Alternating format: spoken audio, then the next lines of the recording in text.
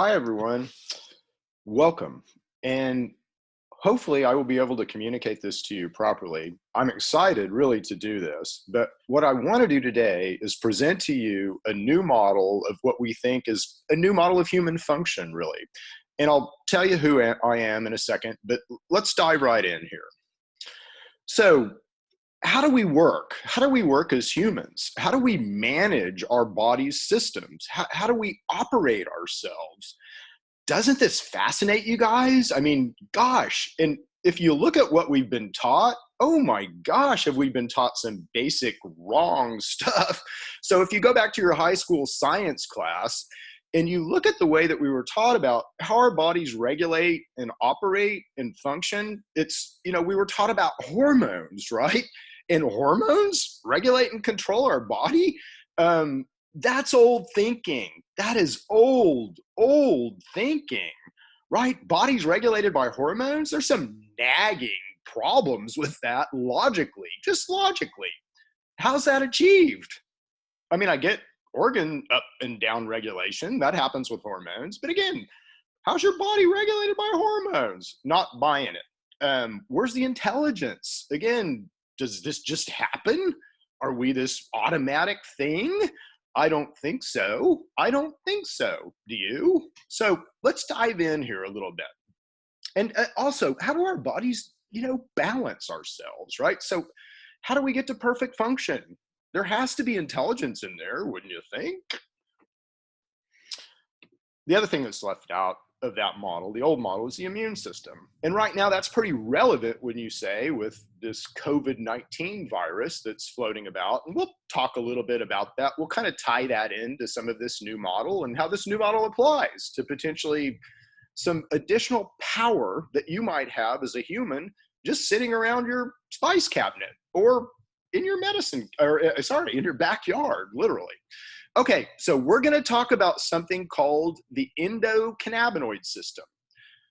Don't get triggered. You have been taught that the endocannabinoid system is directly related to cannabis somehow. It was used to discover it. Just think about this. Again, we've all been taught about the endorphin system. Do you tie that to morphine in your mind? It's the same apples to apples comparison, okay? So cannabis was used to discover something called the endocannabinoid system, and cannabis is still a pretty good way to modulate that system. It's like a magic screwdriver, frankly, if you know what you're doing with it. And do any of us? No, not yet, not yet. So don't even go there. But again, morphine, endorphin system, cannabis, endocannabinoid system. So again, don't get triggered in all the cannabis stuff. We may mention cannabis a couple of times, but that's not what this is about. This is about a whole new model of human function that happens to happen under something called our endocannabinoid system. But believe me, it has nothing to do with cannabis. So we're going to talk about that in detail, and I'm going to prove that to you, I hope. So here we go. All right, and why don't we know about this endocannabinoid system yet? Well, it was discovered in 1994, so it's been around for a while. And again, this is this system, absent cannabis, all right? So discovered in 1994, so it's been around for a while. By the way, was discovered with your National Institute of Health funding. The USA, through the National Institute of Health, has been sponsoring, to the tune of about $100,000 a year, medical research in Israel concerning cannabis and the endocannabinoid system. So, but again, you're not taught about it. It's not taught in any schools, and it's not taught to any physicians, PhDs, researchers, anybody yet. You can see this article. This is the nation's first master's program that was taught not even on the endocannabinoid system, just medical cannabis. No pharmacology here, no how this gets into your neurology, nothing about the system that medical cannabis affects, but at least we're starting to talk about medical cannabis, okay? And we're doing that at a master's level. And God bless you, University of Maryland, for doing this. And again, this has opened up a ton of discussion at the university level about what should be taught. But I'll tell you, the other thing that they talk about at the university level all the time is to not teach the pharmacology of the endocannabinoid system. And that's scary. That should scare you all. All right, let's continue. So, what does current research really say about this endocannabinoid system? Well, current research is indicating absolutely this endocannabinoid system regulates major functions in our body: immune response, cognitive, how we eat, how we take in nutrients, how we satisfy ourselves, how we feed cells, how we oxygenate ourselves, all the things this current kind of virus disrupts, the oxygenation. But anyway, we'll kind of tie that in a second. But the endocannabinoid system is looking to be our top umbrella. It sits above our central nervous system. It regulates and manages every function in our body, okay? All the way down to the cellular. The endocannabinoid system is the only system that can express a hook for it, and every cell will express that hook. Every cell, when stimulated with something called anandamide, will express a CB1 neuroreceptor and could be addressed by this system, okay? So the endocannabinoid system is looking to be involved in every single body regulation. Every single body regulation. Please satisfy yourself. Again, don't take my word for it. I prefer that you research this yourself. NIH.gov, endocannabinoid, and whatever, and go to it, man, because there's plenty of data here. So all I'm doing is taking that data and I'm collating it and kind of presenting it to you. So the ECS, where's the intelligence in this? Well, it's in our hippocampus hypothalamus complex. So it absolutely, the ECS is tightly tied to that axis, basically our hypothalamic axis. And again, that's how we control hormones, which control kind of our organs and things like that, but they're by no means the control mechanism in the human body. The endocannabinoid system is. But again, let's prove that to you and satisfy yourself with the research. All right, so let's talk a little bit about me and why I'm talking to you and perhaps why I'm credentialed to do so. So again, and I hate doing this. I'm kind of a behind the scenes guy, right? But you can do this and satisfy yourself that I'm credentialed enough to be talking to you about this system. My wife and I actually started an organization in Oklahoma, something called Oklahoma's for Health. And we basically started the whole medical marijuana movement in Oklahoma. We petitioned the state twice through our organization, both times with actually petitions that I wrote. The second one became the law here in Oklahoma. So I'm actually the author of medical marijuana legislation in Oklahoma. I'm also a researcher, a forensic researcher into the endocannabinoid system. I'd love to go get my PhD there, but no one knows more than me, frankly, and I mean that humbly. So again, there's nowhere to go get a PhD in the endocannabinoid system or a master's degree or even a basic education, but you can do this yourself. And that's the great news here. Again, everything that I've been able to learn forensically, meaning digging up data, putting together pieces, and just, kind of Hippocrates, Aristotle style, right? So, and again, that's available to anyone, and you certainly don't need any letters after your name to be able to understand this or to be able to further this science, okay? Because what I would hope more than anything else is that somebody comes along and stands on my shoulders and makes this better and better and better, this model, okay? So let's do that. Okay, so what is New Pharma? New Pharma is our company. And so again, my wife and I are founders of New Pharma. New Pharma holds our patents. And so I am a patent holder, or will be actually next week, on modulating the endocannabinoid system with non-cannabis plants. So we know a lot about this system. We know how to work it. We know how to manage it. Again, you can do that with black pepper. You can do that with white onion. You can do that with things in your spice cabinet. And again, I'm going to kind of talk a little bit more about that. But we're going to talk about why this system is so important. And again, we've been mistaught about so many things about our health and nutrition. So we're going to dive right in there. So let's talk about the endocannabinoid system. Don't get triggered, all right? So let's explore this in depth. We're not going to, really got nothing to do with cannabis, although it's a way to modulate it, okay? All right, so how do we work? What is this endocannabinoid system? Well, let me give you 3 points about this system that I think you'll find important and relevant. So first point, Evolutionist, creationist, doesn't really matter. Again, I'll kind of give you data for both. But if you are an evolutionist, or you kind of do believe that, we've developed from smaller organisms, kind of up the evolutionary ladder, it's important to recognize when we develop systems. So when did we develop a liver or a mouth? Or, when did we walk out of the ocean? When did we develop lungs? When did we, start breathing? So all of those things are very important and critical to indicate how important a system is. So if you find a common ancestor, let's say, of a system, it's also interesting to see kind of what broke off. So, we went one way perhaps and other stuff went another. So again, with the endocannabinoid system, that would be an important piece of data to indicate its importance, right? So if it's old, it's pretty important. If it's shared, by most life on the planet, it's pretty important, right? So please go dig out that research for yourself, but I'll kind of give you this summary of it. We developed the endocannabinoid system in something called the sea squirt. We were a mouth and a stomach and an exoskeleton and an endocannabinoid system and sat at the bottom of the ocean. From that guy, we diverged from insects. Everything else besides insects, for the most part, has dragged an endocannabinoid system up the evolutionary ladder. So we share this system, again, with most life on the planet. So all mammals have an endocannabinoid system. Again, it's looking to be all mammals, master regulatory system. Reptiles have one, fish have one, birds have one. Again, we share this system. It's very common, and it's shared with most life on the planet, except insects. Incidentally, insects that bite us, like a tick, will have a basic endocannabinoid system in their mouth, which is kind of interesting, isn't it?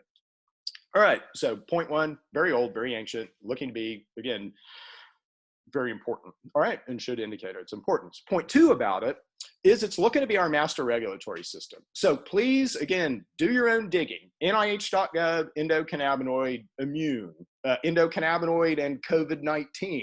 I don't know if there's any papers out there yet, but there's certainly hundreds of thousands of papers on the endocannabinoid system and how it manages our immune response, which is how we fight off a virus, okay? So again, this system is incredibly important and relevant to everything that we're talking about right now as a society, right now as a world. And I think this new model of human function, again, can be very important, and we'll talk about why in a second. But again, the endocannabinoid system, looking to be our master regulatory system. NIH.gov, endocannabinoid, satisfy yourself to the amount of research out there. There's tons. But what does this mean in reality? Master regulatory system. Okay, Chip, that's fuzzy and warm. What does that really mean? Well, what it means is we kind of work like our car, all right? And if you think about this, this analogy is spectacular, really, because again, we have a regulatory system that we have to manage our bodies with. And there has to be some intelligence there. If there's any kind of God at all, there has to be some intelligence there. It's not like we're, automatic. We're not. We have to respond to things every day. Every day. You get a runny nose. Again, you have to respond. You get hit with a rock. You have to respond. There has to be intelligence in this system. So again, do your own research. But what it's looking like, hypothalamus hippocampus acts like the computer in our vehicle. If you go this analogy with your vehicle, again, and you think about there's a computer in your vehicle that through an electrical system is always looking at all these different functions in the vehicle. And again, some might be mechanical, electrical. So there's a different kind of interface there. Some might just be electrical, some might be mechanical. But again, the computer is always looking at this, gathering data. So do we have enough air in the tires? Do we have enough gas? Do we have enough oil?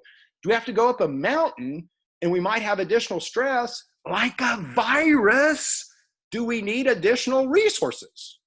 So again, that evaluation is always made by the computer in the vehicle, and the computer in the vehicle is always trying to manage that vehicle to perfect balance, perfect function, perfect homeostasis, okay? So again, satisfy yourself to the amount of research, but it's very obvious to me that we work this way under this system. So again, hypothalamus hippocampus uses the endocannabinoid system as the sensor array and mechanism of action for change to manage and balance every single system in our body.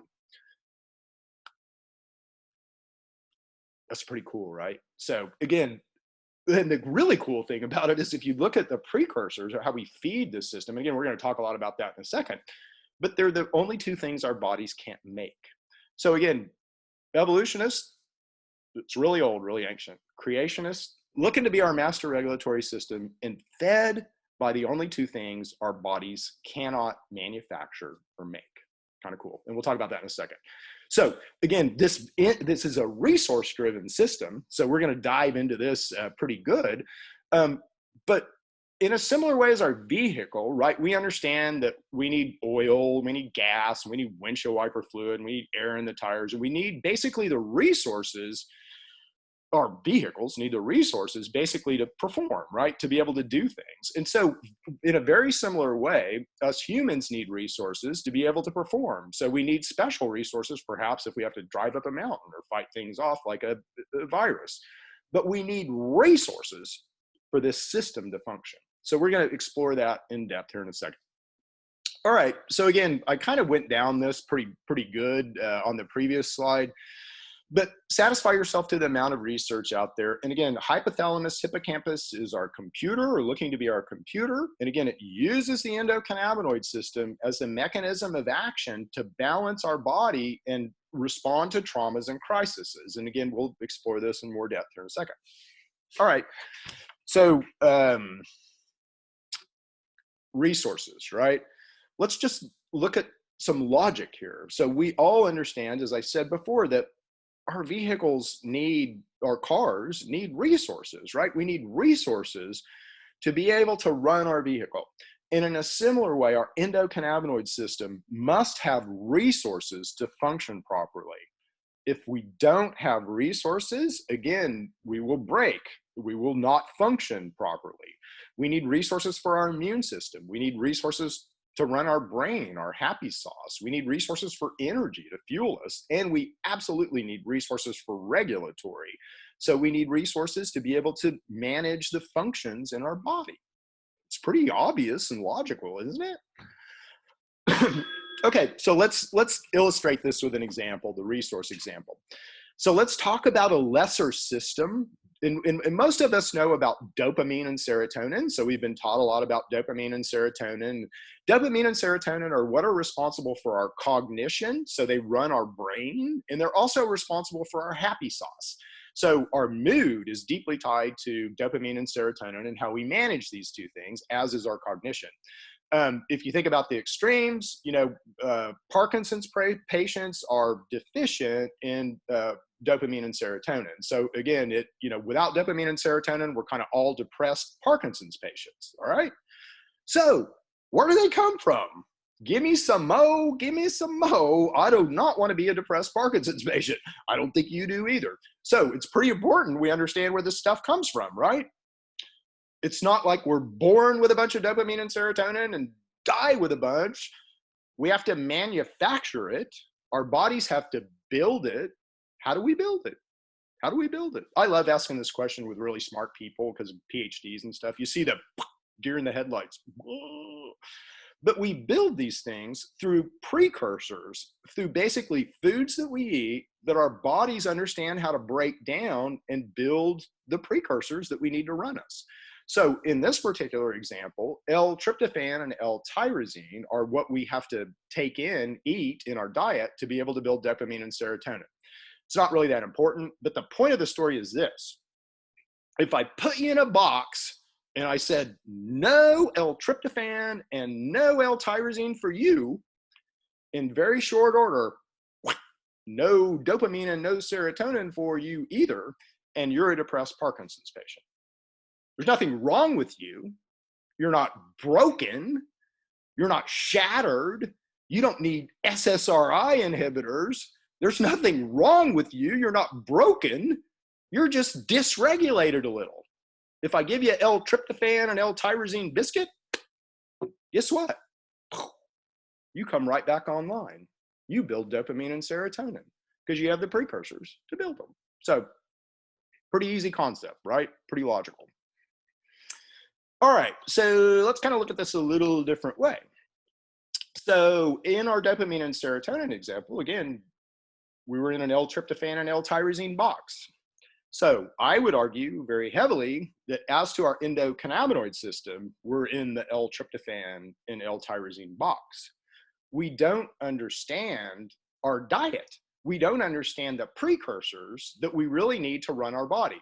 So what do we need to be able to build all these regulating mediators, these regulating chemicals like dopamine and serotonin? What are the magic resources? Well, I'll tell you. I mean, it turns out they're omega-3 and omega-6 fatty acids.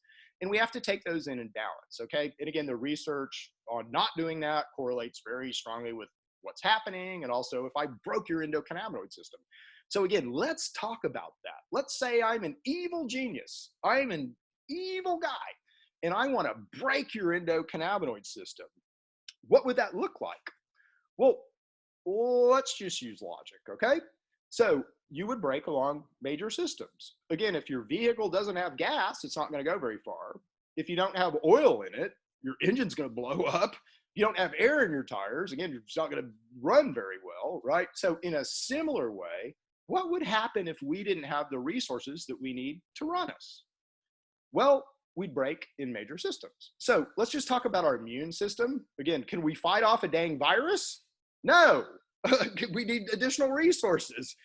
Can we fight off inflammation? No. We don't have gas in our tank. We don't have oil in our engine. Okay? We don't have the resources that we need to be able to run these systems. 8 out of 10 of you and me, us, will die of inflammation. That's a hard statistic. Look it up. The leading physician complaint is, Doc, I'm in pain. Doc, I hurt. Again, look it up. I'm just giving you data points, right? So you can satisfy yourself that all this is correct and valid. Look it up. Again, so cancers, obviously. So are we breaking, we can't fight off a virus. But, you know, that's all we've been talking about the last 3 months here, and it's right now 2020 in the USA, May. But again, that's all we've been talking about here in the USA for 3 months is our immune system. We're breaking in this system. We don't have the resources that we need to run our immune system. It's very obvious. Very obvious. Because we don't understand how we work, okay? So do we have enough to run our cognition? Gosh, are we deficient there? PTSD, anxiety, depression, on and on. Are we breaking cognitively? Yes. Feeding and craving. Are we breaking in how we take in nutrients? Are we breaking in how we feed our bodies? Yes. Okay. So again, inflammation is tightly related to that, but autoimmunes, diabetes, Crohn's, on and on and on are dysregulations in how we feed and crave. Okay. And again, please satisfy yourself to anything that I'm saying. Again, all this is verified very easily, and I'm not, going off the reservation here. I'm just presenting you the data that I've been able to dig up and perhaps a new way to look at this data. So again, let's talk about disease as a concept. What does disease really mean? Aren't most diseases regulatory? Aren't most diseases having to do with how our bodies regulate ourselves? High blood pressure, high cholesterol, inflammation. All of these things are regulatory issues. What if we began to understand that our master regulatory system was not broken, but was just malnourished? I think that would make a tremendous difference in our health. It would also make a tremendous difference in how we view medicine and how we present solutions to people, okay? You're not broken. You're just dysregulated. You're malnourished. You might just need additional resources. Again, medical science has told us all we're broken for a long time. Don't buy that. Do your own research, okay? All right, so what are our solutions here? What are the resources for the endocannabinoid system? Well, I told you omega-3 and omega-6 fatty acids in balance are kind of our ultimate resources. We can't really get that in our food supply right now. Again, we run as a society, and again, you can look this up, omega-3, omega-6 ratios in food. We run about 1 to 20 right now in our diet, and we need to be 1 to 1. And again, Dr. Artemis Simopoulos, hi Artemis, she's a very good friend.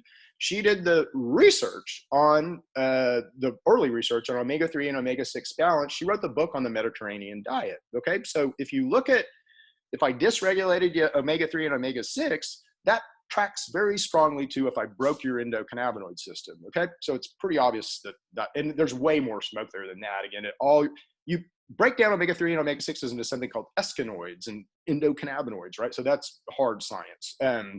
But we don't have enough O3s. That's the problem. So, and that's why we're breaking, and that's why we have inflammation and all the things that we do. O6s, inflammatory, O3s, anti-inflammatory, all right? So again, we're disbalanced there. Corn syrup is one of the worst things to ever happen to our society. You kind of wonder if that was known. Look at a McDonald's menu sometime. Everything has corn syrup in it. Go figure. All right, so again, how do we solve this problem? The nice thing here is it's nutrition. This has to do with food. This has to do with just understanding our diet. This has to do with a new food paradigm, a new model, absolutely, but a new way to kind of feed ourselves and run these systems. So, do natural products have efficacy in the endocannabinoid system? Absolutely. It's why they work.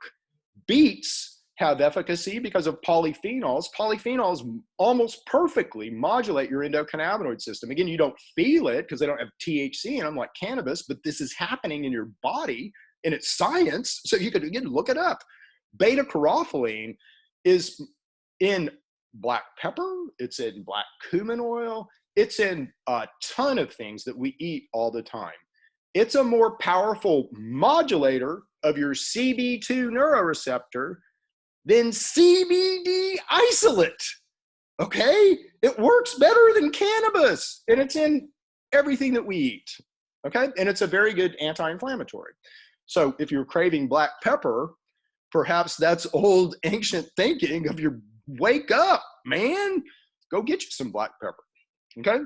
Make sure it's safe or whatever you're craving first. But again, natural products are how we, let's say, supplement this system if we're disbalanced in omega-3 and omega-6 fatty acids. Gosh, can we use that info?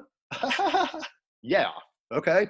So CBD, again, it has medicinal value. It affects this system. A lot of things affect this system though, but again, you can satisfy yourself, endocannabinoid and, whatever, walnuts.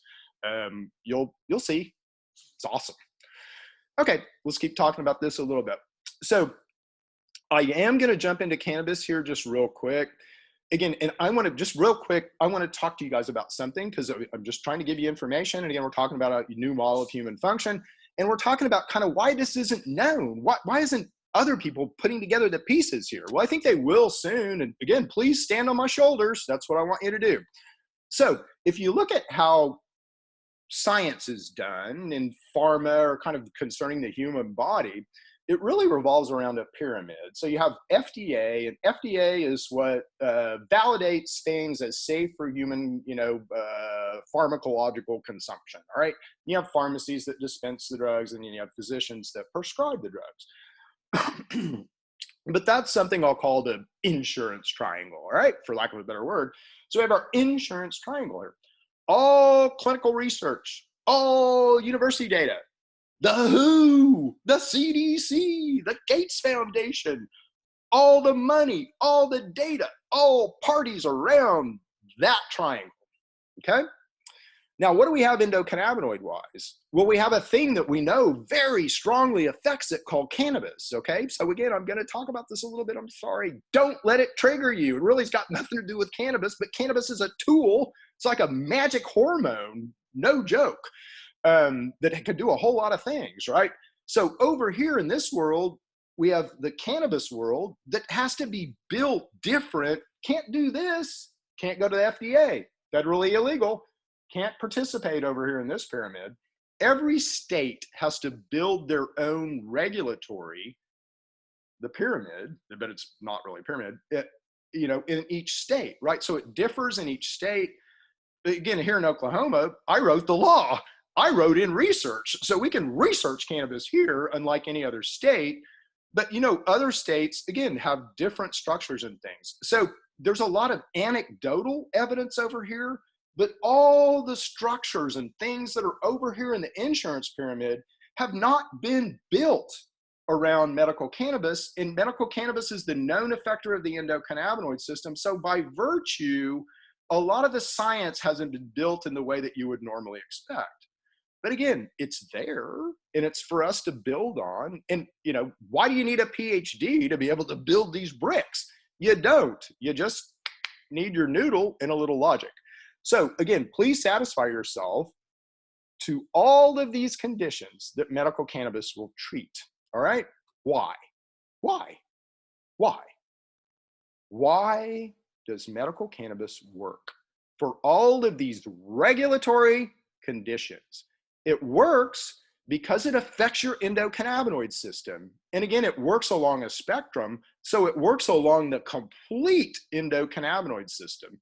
This is why it's such a powerful medicine. And again, I don't want it, this isn't about cannabis, but I'm just giving you data. Oh no. Hold on, we will go back to my share there.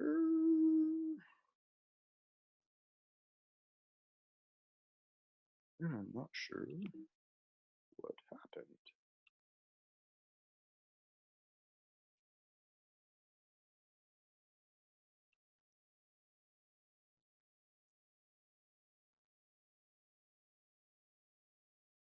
Sorry about that. We're going to stop for a second. All right, deepest apologies. Had a little technical difficulties, so we'll try to edit that out. You guys probably won't even know that it happened, which is great. So I want to dive into a concept real quick here at kind of the end of this video, and we're wrapping up. So hopefully you guys have enjoyed this, and hopefully you have a new understanding of the endocannabinoid. But let's talk about why this is important, because it is just so important. So I want to compare and contrast against, kind of how physicians think now and potentially how they may think in the future. And I do this with something I call PDRIs. So physicians use something, and you see it here, called a physician desk reference. And again, if they don't know, if you come in and you have something wrong with you and they don't know, what's going on, they'll go to the PDR and then they'll look at PDRs for, drugs and things to basically prescribe you. So it's their Bible, if you will, or their reference book that they use. But it's called a PDR, physician's desk reference. But I want to compare and contrast this against kind of current thinking and medical science against potentially what's coming with this new information. Again, food is our medicine, just like Hippocrates said, let medicine be thy food and food be thy medicine, right? And it turns out that that's really true. But I want to really drive home this point with something that is a big problem right now in our society. So again, let's dive into this a little bit. All right, so let's consider something called obesity, right? So obesity is a clinical, condition, clinical disease now. You can see the statistics there, but again, these statistics are on the rise, so they're not like going down. This is not something that we understand. Is kind of what I'm getting at. If we understood it, we'd be peaked out and kind of on the downward side of this. So medical science has not gotten obesity figured out. They don't understand what's going on. And again, clearly treatments here are not working because the statistics tell us that. Again, it's going up, not down. Okay, so here we go. So you go into your physician and you're obese. You know what your physician, if you can look this up, PDR obesity, and look at what the sort of the medical thinking is on obesity. It's you're weak and you're unwilling to exercise. You don't have control of your appetite. And again, we're going to talk about why that is, which is sad almost. You don't have control of your appetite and you're unwilling to exercise. Well, hell, put a 100-pound sack on your back and go try to run, man. So these people are judged and kind of demonized, frankly, for something that potentially is beyond their control. So how does a PDR physician now treat this patient? Well, there's nothing in his spectrum is safe, okay? So he's going to treat it with steroids and hormones. And again, you can look up what happens when you do that. So perhaps you suppress someone's appetite, and cause their gallbladder to quit functioning. So there's unintended consequences with steroids and hormones. Again, they're how we manipulate our organs. We don't get in the middle of that. Provide your body resources up here. Let your body decide how it does that, right? How it re-regulates itself. So let's consider obesity now with the information that we just gained, on this new model of human function, and why this new model of human function under the endocannabinoid system is so important. Now we're just talking about inflammation. So now that person walks in and I put on my master regulatory system glasses instead of my PDR glasses, and I just see someone who is severely inflamed. They are severely inflamed. In fact, again, there's a statistic, 3 out of 5 of us will die of inflammation. So again, this is gut inflammation mainly. So let's consider this. I mean, is this possible? Could we have gut inflammation? Could this really be happening? Well, I think we have to prove that out, don't we? If we're good forensic scientists, we need to prove that. So are we inflamed in our gut? And could this happen? Yes, absolutely. This could happen. And, it happens all the time. Again, it's part of medical science. Could there be things in our diet that were causing our gut to inflame? Surely not. Corn syrup, for one. But again, if you just go to the FDA.gov, give me the 10 most allergic foods. Milk, eggs, nuts, wheat, soybeans. These are in everything that we eat. This is so prevalent in our diet. We're allergic to these foods. Anybody ever get poison ivy? Rub it on yourself, boosh, you inflame. An endocannabinoid response, immune response governed by your endocannabinoid, inflammation. You inflame because you're allergic to poison ivy. What happens if you did that inside yourself? Would you inflame? Of course you would. What happens when you eat foods that you're allergic to? You inflame. Oh, let me go back here for a second because I just want to kind of rub CBD oil on yourself after you've rubbed poison ivy on yourself. Rub poison ivy on yourself, you inflame. Rub CBD oil on yourself or beta-caroteline, black pepper, you deflame. You deflame because you're, again, providing anti-inflammatories to that area. That's a physical working of your endocannabinoid system with 2 outside stimulus, okay? So again, can you work this system? Yeah, you work it all the time, but you can obviously work it. You can prove it to yourself. Inflame, deflame, all right? So again, think about that in terms of the foods that we eat, all right? So I want you to consider something, all right? I've got a biscuit, 1 biscuit. And if you can absorb 100% of the nutrients that I give you, my biscuit here has 100% of the nutrients that you need, okay? It's got 100% of the nutrients, and it's 1 biscuit, and it's got 100 calories, okay? So if you're uninflamed, if you're healthy, I'm gonna give you a biscuit, and you have everything that you need to function. But that's not the case. That's not where we are. Let's say we're very minorly inflamed. And again, all of us are way worse than this, okay? But I just want to illustrate the point. So let's say we're minorly inflamed. We can only absorb half of what is given us. Well, now I got to get 2 biscuits to get my 100% absorption. It costs me 200 calories, okay? Most of us are in the 10 biscuit state. And again, maybe we can absorb about 1/10 because, again, we can absorb about 1/10 of what we need through our food. So we have to eat 10 times as much as what we need in order to get our nutrients. And again, my hypothalamus hippocampus, using my endocannabinoid system, he ain't gonna shut down until he's satisfied. And how is he satisfied? It's not by calories, it's by nutrients. He's looking for things to run your body. He needs nutrients.